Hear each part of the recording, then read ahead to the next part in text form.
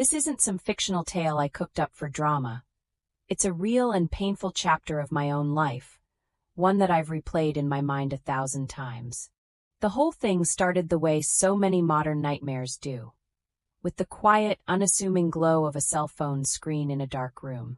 The heavy, polished wood of the anniversary clock on my mantelpiece felt cold under my fingertips as I stood there, watching the digital numbers click over to 11:11 p.m., the light from my phone casting a sickly blue haze across the room. It was then that a notification lit up the screen, a sterile, white banner from my credit card company, and my entire world tilted on its axis. It wasn't the alert itself, but the words printed in stark, digital text that stole the air from my lungs. A charge for $487.50 at Quince, the 3 Michelin-star restaurant in San Francisco he had sworn we'd go to for our own anniversary, the one that never came. If you genuinely enjoy our stories, please subscribe to the channel, tell us where you're from, and what time it is right now. It's always fascinating to know how far our story flows. To understand the depth of that betrayal, you have to understand Leo. Leo Vance wasn't just a boyfriend. He was a force of nature, a whirlwind of charisma and ambition that had swept me off my feet. We met at a tech mixer in Soma, one of those rooftop events where everyone is trying to project an aura of being the next Mark Zuckerberg. I was a freelance graphic designer, feeling like a guppy in a shark tank, clutching a glass of overpriced Chardonnay and trying to look like I belonged. He walked up to me not with a cheesy pickup line, but with a genuine question about the UI of the app being promoted at the party. He had this way of making you feel like you were the only person in a crowded room, his eyes locked on yours, his smile a perfect, calculated curve of warmth. He was a product manager at a rising startup called Omnicore, and he talked about disrupting verticals and synergizing platforms with a passion that was intoxicating. He was, for lack of a better word, dazzling. Our relationship moved at the speed of a Silicon Valley funding round. Within a month, he was practically living in my cozy apartment in the Mission District, leaving his ridiculously expensive running shoes by the door and his laptop open on my kitchen counter, its screen always filled with complex graphs and projections. He painted a future for us that was as bright and shiny as the glass towers of the financial district. We'd buy a condo overlooking the bay, we'd travel to Kyoto, we'd be that power couple everyone envied. He loved the finer things, and he had a talent for making you feel like you deserved them too. He'd point out a ridiculously expensive watch in a window on Market Street and say, "That's going to be on my wrist next year, Chloe. And I'll get you the matching one." The red flags were there, of course, but they were subtle, like faint smudges on a polished window. He'd often forget his wallet when we were out, laughing it off with a charming, "Oh, you got this one right, babe? I'll catch the next one." The next one rarely came. He'd talk about his 6-figure salary, but his car was a leased BMW he was always behind on payments for. When I'd gently question the discrepancy, he'd spin a tale about his money being tied up in stock options, about playing the long game. "You have to spend money to make money, Chloe," he'd say, tapping the side of his nose as if letting me in on a profound secret. He was a master of gaslighting, of making my practical concerns seem like a lack of faith in him, in us. The credit card issue had started innocently enough. His own card had been compromised, or so he claimed, and he needed a card on file for his Uber and DoorDash accounts while the bank sent him a new one. "It'll just be for a few days," he'd promised, his hand on my cheek, his voice a low, convincing murmur. "I'll delete it as soon as my new card arrives." I, wrapped up in the fantasy he was selling, gave him the number. The new card supposedly arrived, but he never deleted my information from his digital wallet. When I brought it up a few weeks later, he sighed with theatrical annoyance. "God, Chloe, it's such a hassle to re-enter everything. I haven't used it.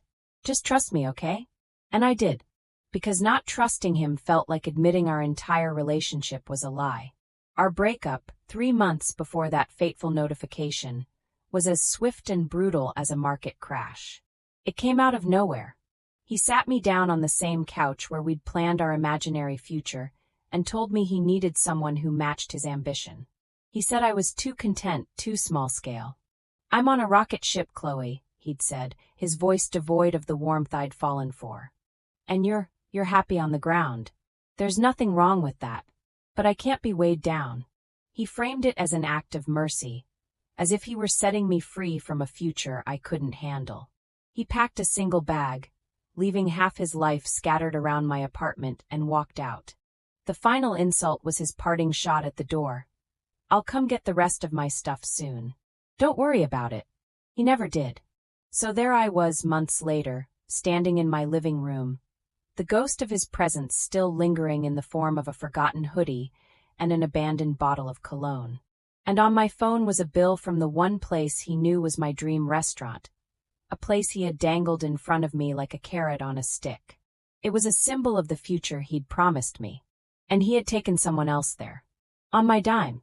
The humiliation was a physical thing, a hot, acrid burn that rose from my stomach into my throat. This wasn't a mistake. This wasn't an accident. This was a message. It was a display of his utter contempt for me, a final twist of the knife to show me how little I had ever meant to him. My first instinct was a tidal wave of rage, followed by a chilling, hollow sense of foolishness. How could I have been so blind? But then, as the initial shock subsided, something else began to crystallize in its place. A cold, hard clarity.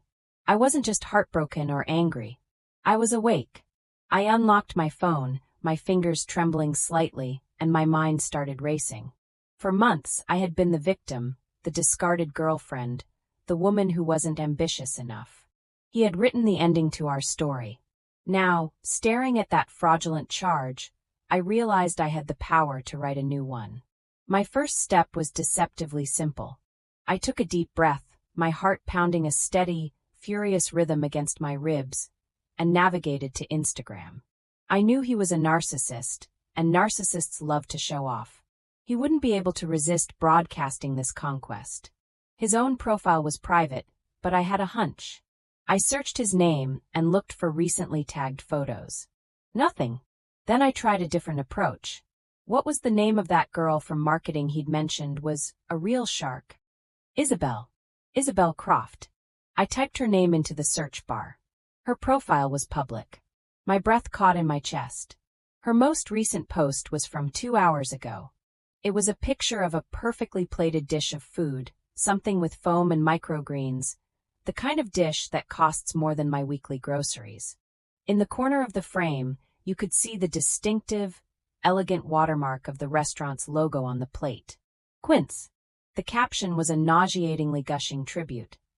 When he knows exactly how to treat a queen.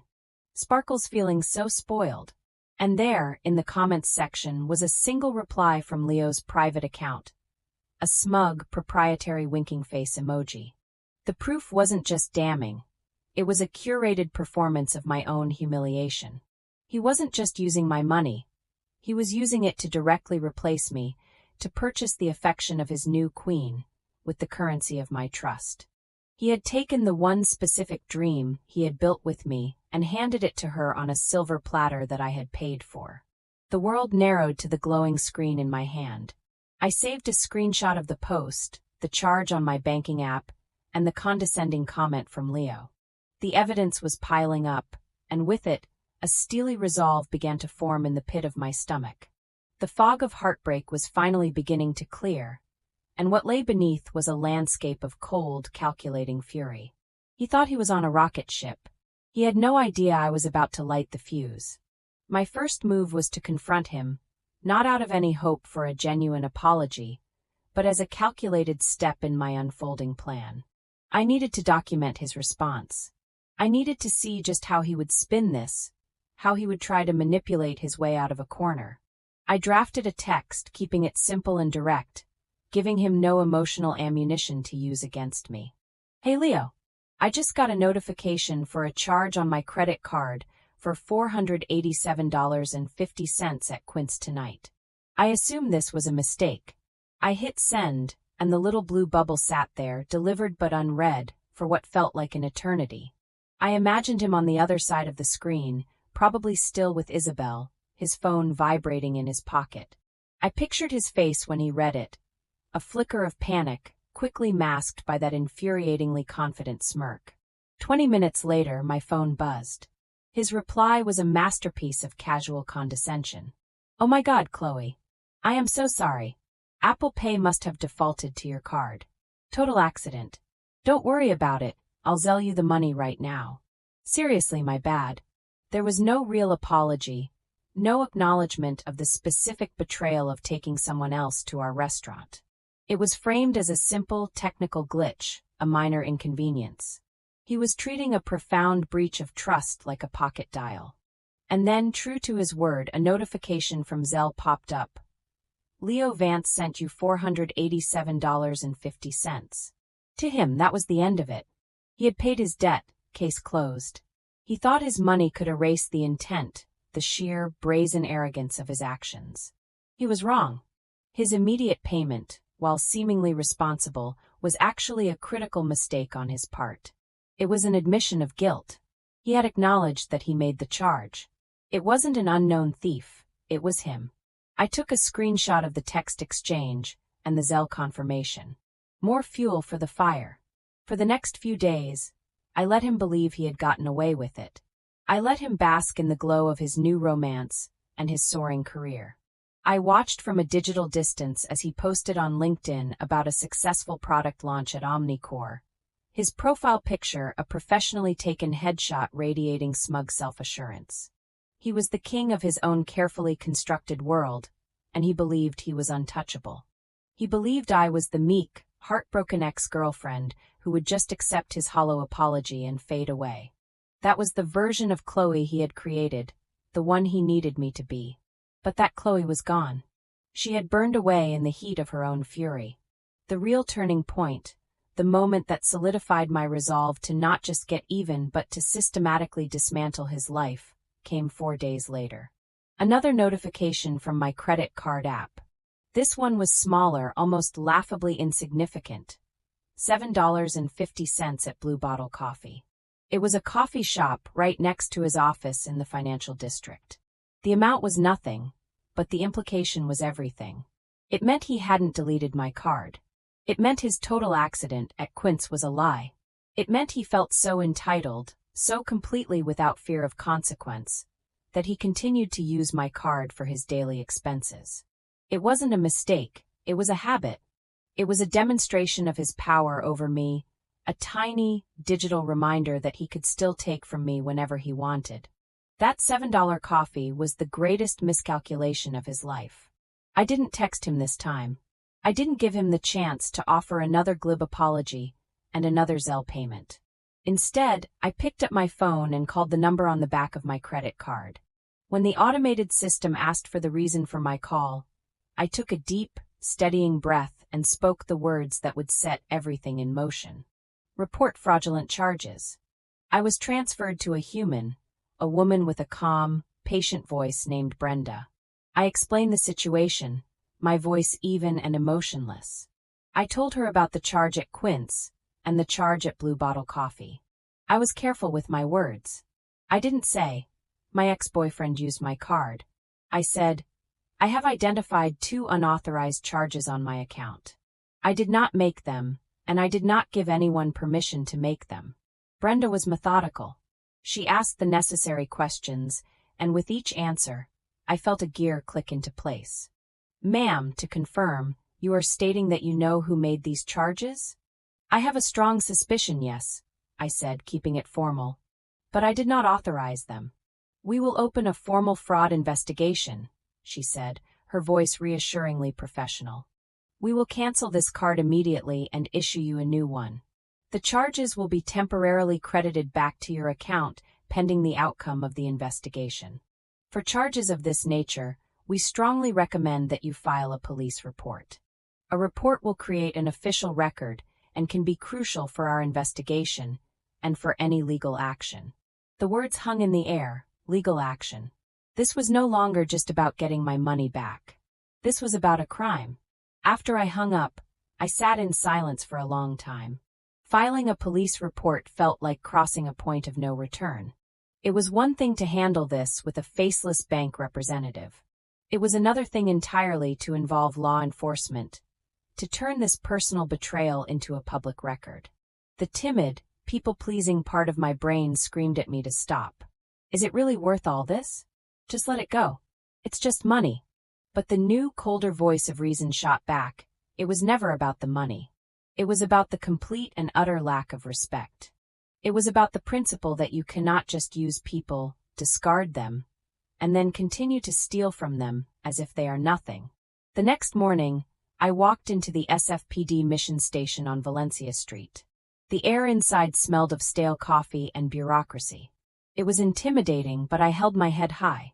I sat with an officer who looked tired, but listened patiently as I laid out the facts. I showed him the screenshots, the credit card alerts, my text exchange with Leo, his Zelle payment, Isabel's Instagram post. I gave him Leo's full name, his address as far as I knew it, and his place of work. The officer, a man named Miller, nodded slowly, his expression unreadable. So, he paid you back for the large charge? Yes, I said. But he made another charge afterward, which proves he knowingly kept my card information and intended to continue using it without my consent. Officer Miller tapped his pen on his notepad. Unauthorized use of a financial transaction card, he said, more to himself than to me. It's a felony in California if it's over $950 in a year, a misdemeanor if it's under. But it's a crime either way. He took my statement, gave me a case number, and told me a detective from the fraud division would be in touch. I walked out of that police station into the bright San Francisco sun feeling lighter than I had in months. I had taken the first real step. I had turned his secret arrogance into an official police matter. The wheels of justice turned slowly, but I had just given them a firm, deliberate push. And I knew this was only the beginning. Leo had built his world on a foundation of lies, and I was about to become an earthquake. The police report was the formal beginning, but I knew it wouldn't be enough. The justice system is slow, and a misdemeanor charge for a few $100s might just result in a slap on the wrist for someone as slick as Leo. He'd probably hire a lawyer, spin some story about a messy breakup and a misunderstanding, and walk away with little more than a fine. I needed more. I needed to hit him where he was truly vulnerable. His career, the very source of his inflated ego. I needed to dismantle the myth of Leo Vance, the tech prodigy, the rocket ship man. My plan had to be two-pronged. Let the police handle the criminal fraud, while I handled the career-ending fraud. My mind went back to the months we lived together, to the casual, arrogant comments he'd make while working on his laptop at my kitchen table. He was always bragging about his expense account at Omnicore, calling it his personal slush fund. He'd laugh about taking his college buddies out for steak dinners and expensing them as client meetings. It's a victimless crime, he'd once said with a shrug. The company's valuation is in the billions. They don't miss a few $100 here and there. At the time, I'd felt a knot of unease, but I'd pushed it down, another red flag I chose to ignore. Now it was a lifeline. When he'd moved out in a hurry, he'd been careless.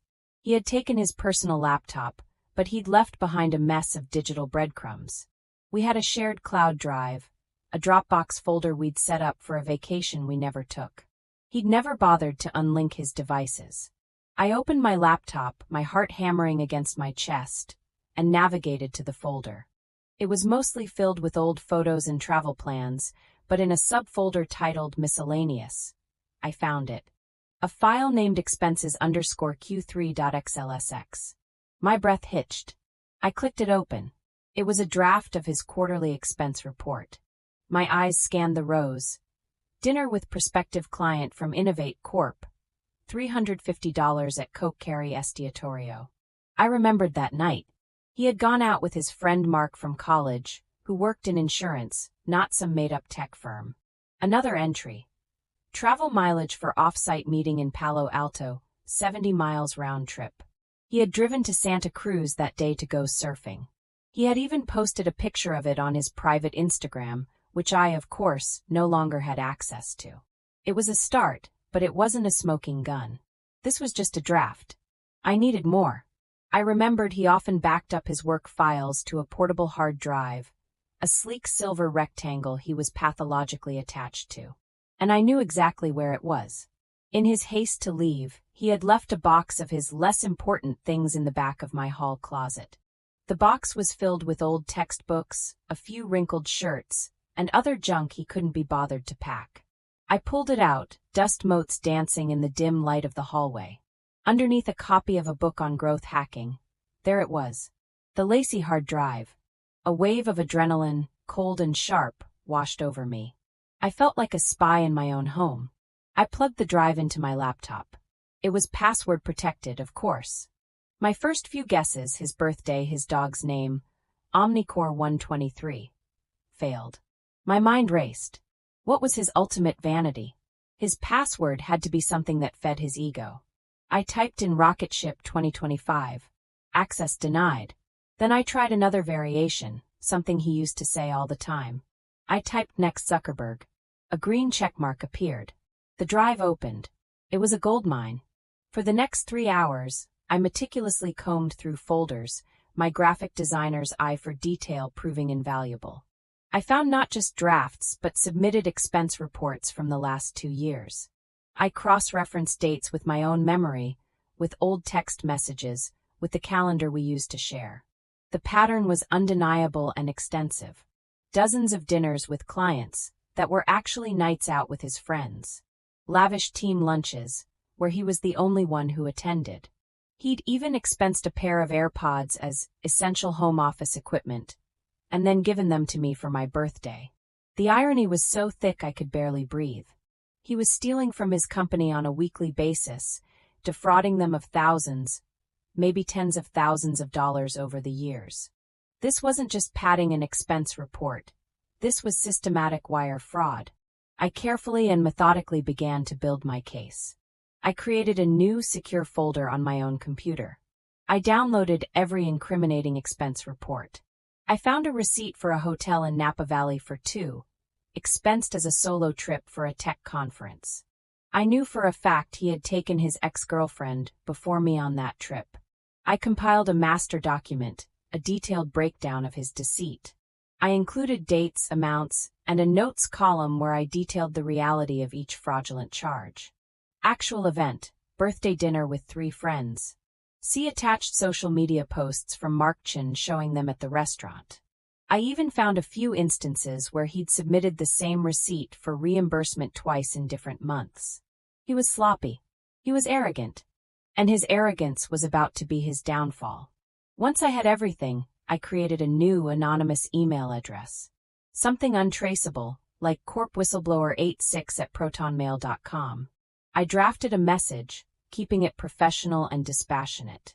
I addressed it to the head of human resources and the chief financial officer at Omnicore, whose names I found on LinkedIn. The subject line was simple: confidential report regarding expense fraud in the product management department. In the body of the email, I laid out the facts clearly and concisely.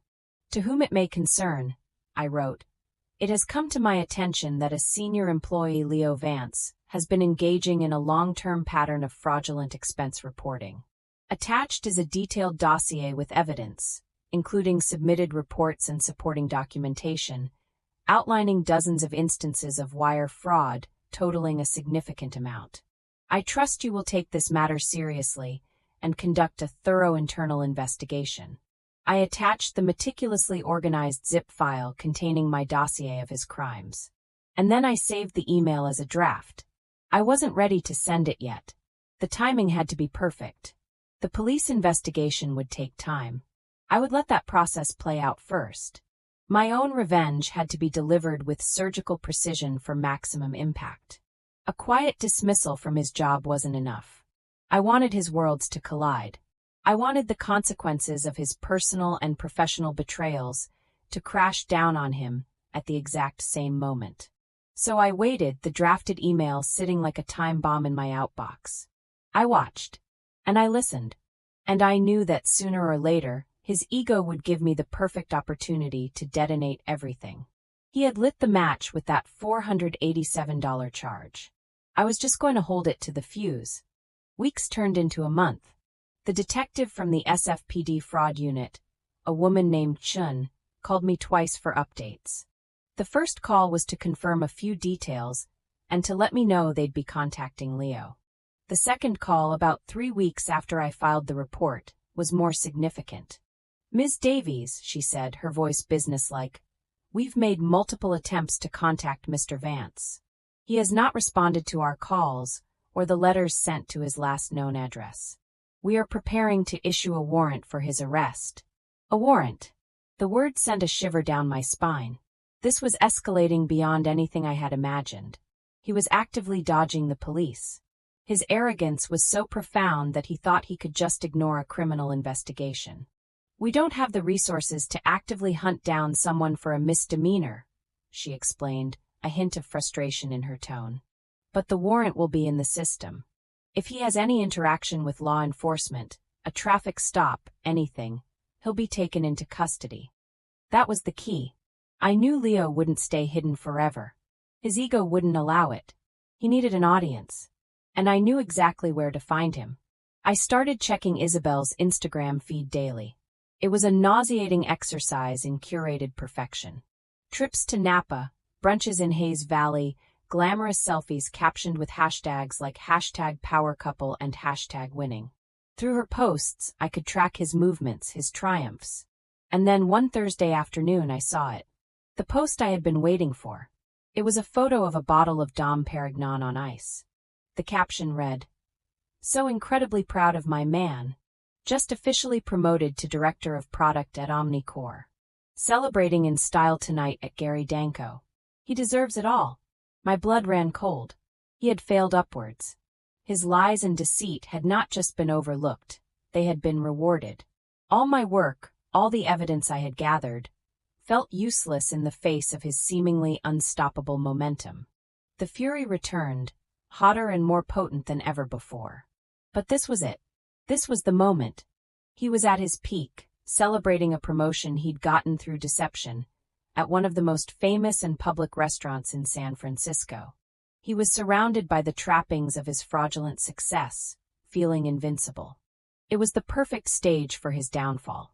My fingers flew across my phone's keyboard. First, I pulled up the anonymous email I had drafted.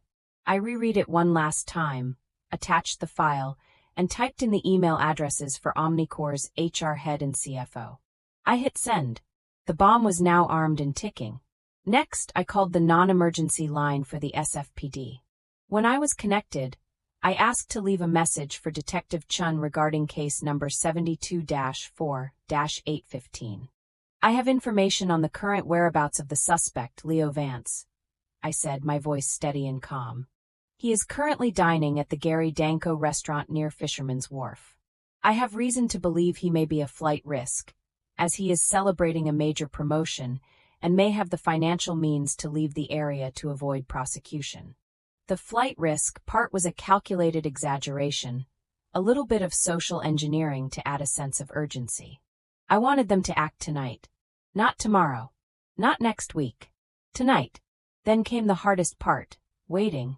I paced my small apartment, the city lights of San Francisco twinkling outside my window like 1,000 indifferent stars. I imagined the scene at the restaurant. Leo, preening in his tailored suit, holding a champagne flute. Charming Isabel, and probably some of his colleagues or superiors who were there to celebrate with him. He would be at the absolute zenith of his self-regard, the star of his own movie. I pictured the moment the police officers would walk in. The quiet, professional way they would approach his table. The polite but firm, "Are you Leo Vance?" The confusion on his face, turning to panic as he saw their uniforms. The mortified expression on Isabel's face. The stunned silence from his boss. The entire restaurant turning to stare as he was asked to stand up and come with them. The hours ticked by. 9 p.m. 10 p.m. My phone remained silent. Doubt began to creep in. Maybe they wouldn't go. Maybe it was too low priority. Maybe his luck was just that good. I was starting to lose hope when my phone finally buzzed. It was an unknown number. I answered, my heart in my throat. "Chloe? It's Detective Chun." Her voice was crisp. "Just wanted to let you know we have Mr. Vance in custody.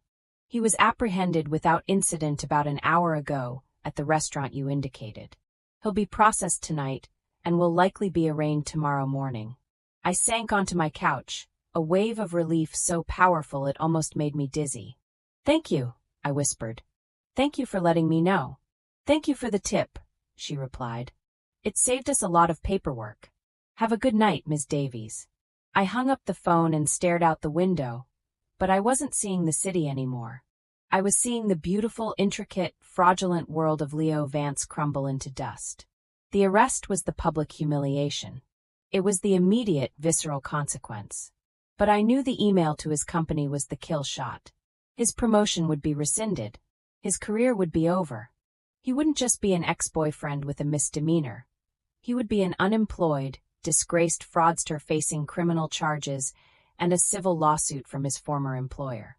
He had built his entire identity on the foundation of his career at Omnicorp, and I had just ripped that foundation out from under him with a single email and a single phone call. The rocket ship had just exploded on the launch pad. The silence in my apartment felt different now. It wasn't empty anymore. It was peaceful. It was the sound of a chapter finally, brutally, and satisfyingly closing. And I had been the one to write the end. The fallout was even more spectacular than I could have hoped. The day after his arrest, I received a curt, professional email from Omnicorp's head of HR. "Thank you for bringing this serious matter to our attention," it read. "We have launched a full internal audit, and Mr. Vance's employment has been terminated, effective immediately." I allowed myself a small, grim smile. The kill shot had landed. A few days later, a friend who worked in the tech industry sent me a link to an article on a local tech news blog.